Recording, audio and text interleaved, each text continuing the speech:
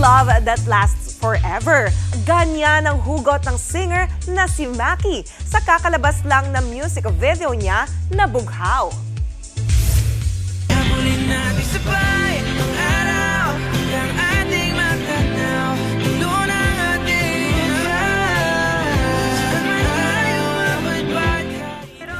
Tampok sa music video ang ilang memorable at masasayang moments ng mga magkakaibigan.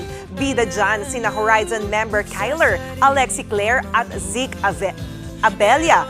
Perfect ang kanta na tungkol sa mga magkakaibigan forever, gaano man kalayo sa isa't isa.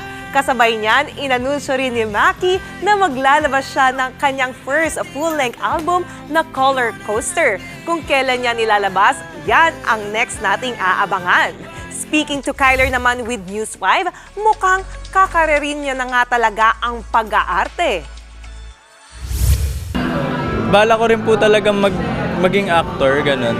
Like, may sumasagi po sa isip ko na sana balang araw maging, totoong actor ako na talagang uma-acting. Mga kapatid, Jania Lipon po, laging maging updated sa latest sa entertainment and lifestyle para maging una sa balitaan. Bisitahin at mag-subscribe na sa social media pages ng News 5.